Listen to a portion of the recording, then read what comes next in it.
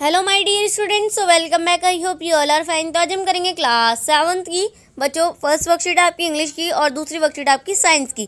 दोनों ही वर्कशीट हम इसी वीडियो में करने वाले हैं, कहीं नहीं जाना आपने, इसी वीडियो में बने रहना है। ओके, तो चलिए करते हैं स्टार्ट। इंग्लिश की वर्कशीट नंबर है 35, डेट 25 नवंबर। स्टूडेंट नेम में आपका नाम आएगा, टीचर्स नेम में आपकी टीचर का। चलिए करते हैं।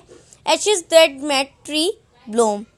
चलिए पढ़ते हैं। One day the dog come running to him, putting his paws against his legs and mourning with his head to some spot behind. The old man at first thought his pet was only playing and did not mind it, but the dog kept on whining and running to and fro for some minutes. Then the old man followed the dog a few yards to a place where the animal began a lively screeching.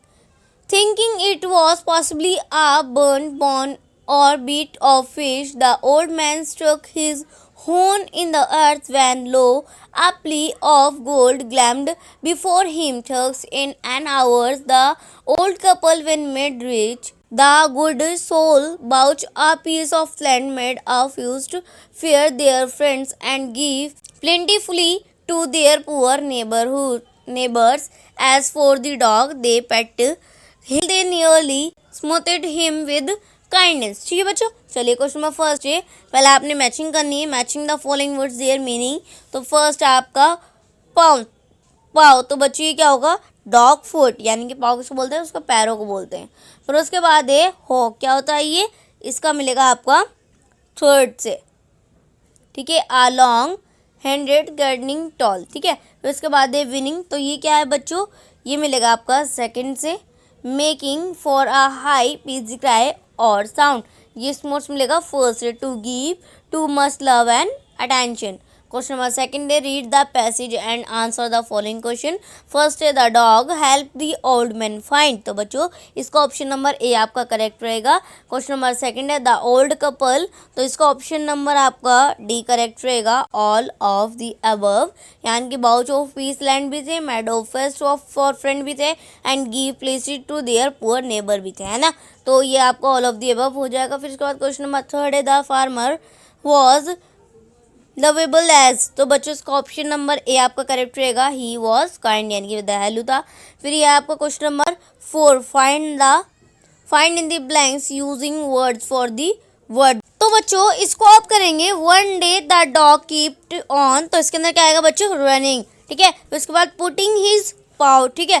फिर उसके बाद है again his legs and dash, तो इसके अंदर आएगा बच्चों। फिर अगेंस्ट हिज लेग एंड, इसके अंदर आएगा motioning with his hand toward आ, तो इसके अंदर आएगा बच्चों स्पॉट, ठीक है। फिर उसके बाद है behind him when the old man, तो इसके अंदर आएगा डग। उसके बाद है द स्पोर्ट ही फाउंड आ, तो इसके अंदर आएगा पिल ऑफ गोल्ड, ठीक है बच्चों। तो ये थी आपकी आज की इंग्लिश की वर्कशीट। पढ़ते हैं नेक्स्ट वर्कशीट की तरफ। ये है आपकी साइंस की। चलिए करते हैं स्टार्ट। वर्कशीट नंबर है 34, डेटेड 25 नवंबर। विद्यार्थी के नाम में आपका नाम आएगा, कक्षा अध्यापक में आपकी टीचर का। तो आज हम करने वाले प्रकाश यानी कि लाइट। इस पार्ट में अब तक आपने सीखा फर्स्ट है प्रकाश सीधी रेखा में गमन करता है, ये बात सबको पता है, पहली वर्कशीट में बता चुकी हूँ। फिर उसके बाद है नेक्स्ट, कोई भी पॉलिश किए हुए अथवा चमकदार स्तर सतह दर्पण की भांति कार्य करती है, यानी कोई भी बहुत ज़्यादा पॉलिश की हुई चीज़ है वो दर्पण की तरह शो करती है, यानी कि आप उसके अंदर देखेंगे तो आपको भले ही धुंधला दिखे लेकिन अपना फेस दिखता है ना। फिर उसके बाद है थर्ड, जो प्रतिबिंब पर्दे पर प्राप्त किया जा सके वास्तविक प्रतिबिंब कहलाता है। हाँ जी बिल्कुल। फिर उसके बाद है जिस प्रतिबिंब को पर्दे पर प्राप्त नहीं ना किया जा सके उसे आभासी प्रतिबिंब कहते हैं। हाँ जी बिल्कुल। 5 पॉइंट, समतल दर्पण द्वारा बना प्रतिबिंब सीधा होता है, यह आभासी तथा बिंब वस्तु के समान आकार का होता है। प्रतिबिंब दर्पण के पीछे उतनी ही दूर पर बनता है जितनी कि दर्पण के सामने बिंब वस्तु की दूरी होती है।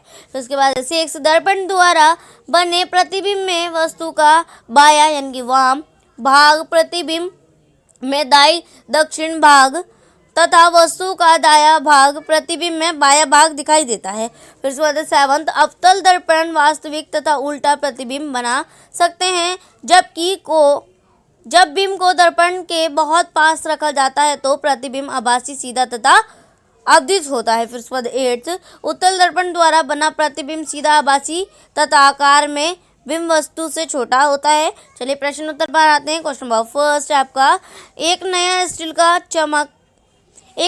का चम्मच लें और अपनी प्रतिबिंब को आंतरिक स्तर और बाहरी स्तर पर एक एक करके देखने का प्रयास करें। नीचे दिए गए तालिका में अपने अवलोकन नोट करें। इस क्रियाकलाप को गिलास, कटोरी और आदि जैसे अन्य बर्तनों की सहायता से करने का प्रयास करें। ठीक है बच्चों, तो ये है हमारा स्टील का चम्मच। इसके अंदर क्या है, आंतरिक स्तर कैसा होगा, हमारा बड़ा प्रतिबिंब बनेगा। ठीक है, फिर उसके बाद है स्टील का गिलास, इसके अंदर भी बड़ा प्रतिबिंब बनेगा। उसके बाद है आपका स्टील की कटोरी, इसके अंदर भी बड़ा प्रतिबिंब बनेगा। फिर उसके बाद बाहरी स्तर से अगर देखें तो इसके अंदर क्या होगा, छोटा प्रतिबिंब बनेगा।